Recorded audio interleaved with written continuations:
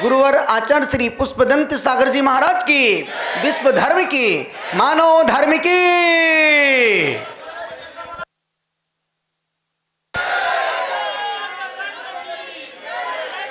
प्यारी प्यारी भव्य आत्माओं, कल शाम को शुक्रवारी जूनी मंदिर में मंगल प्रवेश हुआ। बहुत अच्छा लगा, घर जैसा लगा। आपने जिस उत्साह के साथ, जिस आत्मीयता के साथ, जिस अपनत्व के साथ आपने दिगंबरत्व की, भक्ति की, आराधना की, निश्चित यही मार्ग हमें भगवान बनने के मार्ग के लिए प्रेरित करेगा। गौतम स्वामी ने बहुत अच्छी कारिका लिखी है, जीवे मरणी लाहा लाहे संजुब पे जोगिया बंदूरी से दुखा दो समदशयणवा। जीवे मरणी, जन्म हो मरण हो, लाभ हो अलाभ हो, संयोग हो वियोग हो, बहु बंधु हो मित्र हो शत्रु हो, निश्चित इन परिस्थितियों में हर समझदार को, श्रावक को, संतों को समता को धारण करना चाहिए। संत समत्व की साधना में आगे बढ़ें और श्रावक संतोष के व्रत में आगे बढ़ें। पर उल्टा हो रहा है, श्रावक लोभ के मार्ग में आगे बढ़ रहा है और संत समता की साधना में आगे बढ़ रहा है। आप लोभ में आगे बढ़ना, जो तुम्हारे पास है तुम उससे खुश नहीं हो, जो नहीं है उसका दुख ज्यादा है। अनुरोध कर रहा हूं, जीवे मरने, जन्म हो मरण हो। माताजी ने चतुर्मास किया, अब मैं उनको लेके जा रहा हूं। संयोग वियोग, लाहा लावे लाहा लाहे संजुब पे जोगिया। संयोग वियोग। और ध्यान रखना, यदि घर में मेहमान आए और तुम बहुत खुश हो रहे हो तो मान के चलना, जब वो मेहमान जाएगा तो उससे ज़्यादा दुख होगा। इसलिए साधु संत, कोई भक्त आता तो खुश नहीं होते हैं और जाता है तो दुख भी नहीं होता है। क्यों? जहाँ सुख है वहाँ दुख है। जहाँ आने की खुशी मिल रही है तो जाने का, सब कुछ मैं ही बोलूं क्या? वहां जाने का। माताजी जा रही, माताजी यहीं, कैसा लगा आपको? हैं? तुम्हारी आवाज तो ऐसी है जैसे तुम अस्पताल से बोल रहे हो। अब माताजी जाएंगी, कैसा लग रहा है? बहुत अच्छा है। बोल दो। ये साधु सन्यासी हैं, संत सरिता सागर सूरज, ये कहीं ठहरते नहीं हैं। माताजी ने इंतज़ार किया कि महाराज साहब आ रहे हैं और निश्चित महाराज साहब की आगमनी करेंगे, पाठ पूजा करेंगे, सत्संग करेंगे, सानिध्य में रहेंगे और भी कुछ जानेंगे, सीखेंगे, समझेंगे, जिएंगे, जीने की प्रेरणा देंगे। और यही मार्ग भगवान बनने का मार्ग है। अंतिम श्वास तक यह मोक्ष मार्ग गुण ग्रहण का भाव रहे नित, दृष्टि न दोषों, बस यही मोक्ष मार्ग है। संसार में एक भी ऐसा इंसान नहीं जिसके अंदर कोई बुराई ना हो, और एक भी ऐसा बुरा इंसान नहीं जिसके अंदर एक अच्छाई ना हो। अच्छाइयाँ बुराइयाँ संसार की नियति है। जहाँ फूल है वहाँ कांटे भी हैं, जहाँ दिन है वहाँ रात भी है, जहाँ हम हैं वहाँ तुम हो, धरती है तो आकाश भी है। निश्चित हर चीज का पक्ष है, विपक्ष है, पर हम क्या ग्रहण करना चाहते हैं ये हम पर निर्भर करता है। कल शाम को कहा था कि जिंदगी में मरने से पहले एक कोई व्रत जरूर करना। 2-3 महिलाएं मरा से, हमें भी कुछ व्रत चाहिए, हमें भी व्रत चाहिए, हमें भी व्रत चाहिए। माताजी बोली, महाराज जी मुझे भी कोई व्रत दे दो, मेरे तो अभी 4 ग्रंथों का लेखन चल रहा है, फिर भी मेरा बहुत कुछ त्याग है, फिर भी मैं 1 साल तक शक्कर बूरे का त्याग करती हूँ। और फिर उसके बाद भी एक नियम और लिया, गेहूँ भी नहीं खा रही अभी, हम भी गेहूँ 4 साल से गेहूँ नहीं खाए हमने, फिर भी जिंदा हैं।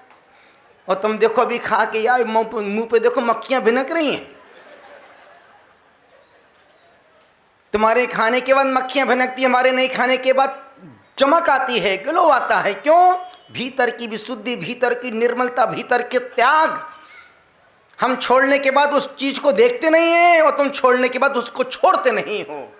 यदि तुमने रात्रि भोजन छोड़ दिया और कहीं आपको रात में भोजन नहीं मिला, हे भगवान आज तो रात में क्या होगा, बड़ी मुश्किल, महाराज जी को हार देने गया था, फंस गया, 1 महीने कौन ने पकड़ा दिया, हे भगवान अब मजबूरी में।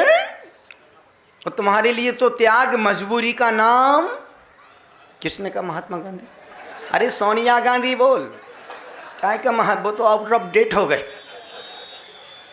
निवेदन कर रहा हूं, अनुरोध आपसे कर रहा हूं। माता जी ने फिर एक व्रत लिया कि गुरुदेव मैं ज्ञान 25 का व्रत करने की भावना भाता हूं। ज्ञान 25 का व्रत अपने क्षयोपशम को बढ़ाने के लिए, अपने ज्ञान को बढ़ाने के लिए, अपनी बुद्धि को और पैना करने के लिए और केवल ज्ञान के संस्कार पाने के लिए यदि कोई व्रत है तो वो है ज्ञान 25 का व्रत। इस व्रत की सबसे बड़ी विशेषता 11 अंग 14 पूर्व जो उपाध्याय परमिष्टि के 25 मूल गुण हैं, उन 25 मूल गुणों की ही आराधनाएं। एक एक अंग में लाखों लाखों करोड़ों करोड़ों शब्द, श्लोक, छंद दिए गए हैं और उस द्वादशांग की अनुमोदना करना, द्वादशांग की प्रार्थना करना, ज्ञान को पाने के लिए, अपने क्षयोपशम को बढ़ाने के लिए ज्ञान 25 का व्रत माता जी ने वो व्रत लिया जिसमें 11 के 11 उपवास होते हैं। उत्तम उपवास पूर्वक, मध्यम उकाली पूर्वक, उत्तम उपवास पूर्वक, मध्यम उकाली फल फूल और जघन्य एकासन पूर्वक। जम सकतई तम कीरे, जितनी शक्ति, जैसी शक्ति हो। तो ध्यान रखना, उपवास में जो लोग डाब का पानी पीते हैं उनका उपवास खंडित, जो उपवास में मीठा पानी पीते हैं उपवास में खंडित। क्यों? मीठा शक्कर रस ले लिया आपने। सिर्फ उपवास के मार्ग में जल की छूट है, जल का प्रावधान तब है जब बहुत बेचैनी, परेशानी, तकलीफ हो रही, अब तुम्हारी जान निकलने वाली, अब तुम मरने वाले हो, तब 2 घूंट पी लेना। कितने घूंट? क्या पी लेना? चाय नहीं, पंकज चाय की बात कर रहा, चाय नहीं, क्या पी लेना? वो भी अनमने मन से। क्यों? कहीं मेरा व्रत खंडित ना हो जाए। जल का प्रावधान है पर उकाली का कोई प्रावधान, डाब के पानी का। आजकल लोग उपवास में काजू बादाम खा रहे हैं, लोग डाब का 20-20 डाब का पानी पी रहे हैं और गुरु भक्ति में डिस्को डांस हो रहा है। एक कौन सा उपवास है? जब हम लोग मनसबपुर महावीर में थे, महाराज साहब आप तो बैठे थे, पास में ही बैठे थे महाराज साहब, एक महिला ही बोली महाराज श्री प्रायश्चित दे दो। हमने कहा किस चीज का? बोले गुरुदेव 16 उपवास किए थे, 9वें उपवास में अंतराय आ गया। मैं तो देख, हमने दंग रह गया, हमने 9वें उपवास में अंतराय आ गया। हमने किस में अंतराय आएगा? बोले गुरुदेव मैं मुनक्का खा रही थी, उसमें चींटी निकल आई। हमने मुनक्का? बोले हाँ गुरुदेव मैं 200 ग्राम बादाम, 100 ग्राम काजू, 100 ग्राम किशमिश, 150 ग्राम मुनक्का शाम को पानी में भिगो के सुबह पूरा डकारती थी। हमने की ऐसी जय हो भारत अम्माओं की।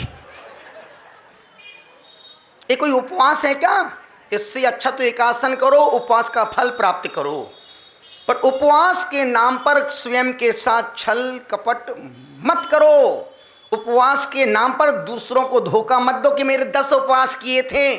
अच्छा 10 उपवास? हाँ, पर ये नहीं बोलेगा डाब का पानी पिए के, उकाली पी के काजू किशमिश बादाम खाई, मुनक्का खाए। उपवास का मार्ग चारों प्रकार के। अभी सब साधु आए महाराज श्री कल तक का प्रत्याख्यान।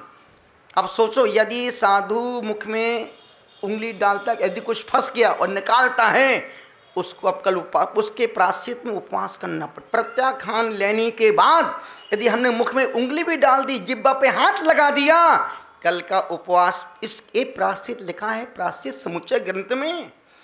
जब उपवास प्रत्याख्यान लेने के बाद जब हम उंगली टच नहीं कर सकते जिब्बा पर, दांत पर, चाहे छुल्लक हो, वेलक हो, मुनि हो, वारिका हो, प्रत्याख्यान का मतलब चारों प्रकार का त्याग। उस प्रकार से तो माता जी ने 25 ज्ञान 25 का व्रत लिया। फिर छोटी माता जी ने, महाराज श्री मुझे भी कोई व्रत दे दो, उनको भी दिया। जिन सहस्त्र नाम का व्रत दिया, उसमें 10 अध्याय के 10 उपास, एक प्रस्थापना के 11 उपास होते हैं। वो शुक्ल पक्ष में प्रारंभ होता है। फिर कभी भी तिथि अपने शरीर मन की अनुसार हम उस व्रत को कभी भी कर सकते हैं। समय शिखर व्रत, जिंदगी में कुछ व्रत करना ही चाहिए व्यक्ति को। अनुरोध आपसे कर रहा हूं, निवेदन कर, मरने से पहले यदि आपने कोई एक व्रत कर लिया, मैं लिख के कह सकता हूं, दावे से कह सकता हूं, तुमने अभी खोटी आयु का बंधु नहीं किया। कल कहा था ना कि हर व्यक्ति को एक उपास तो करना ही चाहिए। और उपास यूं ही मत करना, कोई भी संकल्प व्रत ले लेना। इसमें 80-90 प्रकार के व्रत दिए गए, 100-125 बहुत सारे व्रत दिए गए। कभी इसको देख के पीछे का प्रश्न पढ़ना और फिर मन में, और कभी भी किसी भी संत से नियम लो तो खाली हाथ मत लेना। अभी हम लोग बेंगलोर थे, शिविर लगा था, सैकड़ों लोगों ने नियम व्रत संकल्प लिए। और संकल्प व्रत वही लेगा, हजारों लोग सुनते हैं, तब बामुश्किल से 10, 20, 25, 50 लोग के भाव व्रत नियम संकल्प के हो पाते हैं। अनुरोध आपसे कर रहा हूं, 3:05 पूरा समय हुआ। बोलो महावीर भगवान की। यदि कोई भी व्रत संकल्प लेना हो, आप श्रीफल लेके 29 तारीख को आना। कहाँ पर? शुक्रवारी नहीं, कहाँ पर? अरे सूर्यनगर नहीं, कहाँ पर? सदर मंदिर में। श्रीफल दोपहर मध्याह्न के सभा में, मध्याह्न के समय अपन एक व्रत संस्कार महोत्सव करेंगे।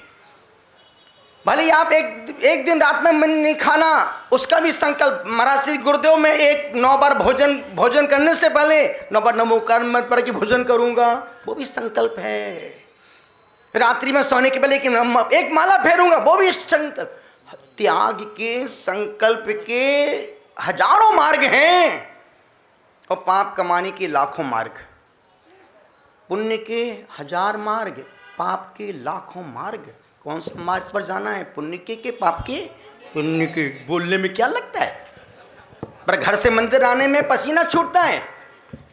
कौन जाए कौन छोड़े, अरे चल्ले दोरे सब साधु संत तो बोलते रहते, बोलते नहीं है। पता नहीं कौन से जीव की भवितव्यता होनहार यहाँ बैठी है और किसके पुण्य से ये सब निकल रहा है। बोलो महावीर भगवानी की। यही का जीवे मरणी लाहा लाहे संजुब पिजोगिया बंधु रिसु दुखा दो समदैसा नमः। निश्चित संसार शोकमय, इस गाथा का सारांश संसार शोकमय, संयोग वियोगमय। माता जी आई, आज लेके जा रहे हैं, क्या कर लोगे तुम? सरदार वालों ने सिर पर चढ़ाया कि नहीं चढ़ाया? माता जी को चढ़ा दिया ना, ओके। अब चढ़े या नहीं चढ़े, अब हम उनको अपने साथ लेके आ रहे हैं, है ना। और निश्चित संसार शोकमय, शरीर रोगमय, संबंध वियोगमय, जीवन जीना भोगमय और संत समागम उपयोगमय। जितने पल संत समागम में गुजरेंगे, बस यही तुम्हारी जिंदगी की असली कमाई है। तो निश्चित शुक्रवारी मंदिर ने, ट्रस्टियों ने, जिन जिन लोगों ने, और मैं तो सिर्फ पंकज भाई, नरेश भाई, जो लगातार संपर्क और संबंध में हमेशा रहते हैं, जो हमेशा नेटवर्क में रहते हैं। किनके? भाई के नहीं, किनके? जियो के नहीं, जियो और जीनोदो के जो नेटवर्क में रहते हैं, उनका ही मार्ग प्रशस्त होता है। मैं संपूर्ण शुक्रवारी मंदिर से जितने परिवार जुड़े हैं, जो लोग जुड़े हैं, उन सबके मंगल की कामना करता हूं। सुबह नागदा मंदिर में गया, बड़ा आनंद आया। क्या जीतू भाई ने, उनकी पूरी टीम ने क्या तक गुरु पूजा की तैयारी की। 29 को वो अर्घ वहां चढ़ाएंगे, नहीं तो आज ही पूरा अपने आप को चढ़ा दिया है। और निश्चित जहाँ पूरा समर्पण होता है वहाँ परमात्मा होता है। समय कहा था भक्ति के मार्ग में मनोकामना पूर्ण होती हैं और ध्यान के मार्ग से परमात्मा बनते हैं। आपने सुना, अनुग्रहित हूँ, आपके भीतर बैठे परमात्मा को प्रणाम करता हूँ। फिर बोलूँगा, चलता हुआ जब साधु चल रहे हों, चलते हुए संत के चरण स्पर्श नहीं करना।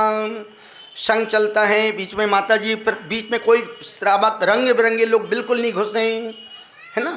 रास्ते में हम पाद प्रक्षालन नहीं करवाते हैं तो नहीं करवाते, फिर कोई चंद, कोई लाल, कोई पाल, कोई कुमारों, है ना, कोई सेटिंग काम नहीं आती है।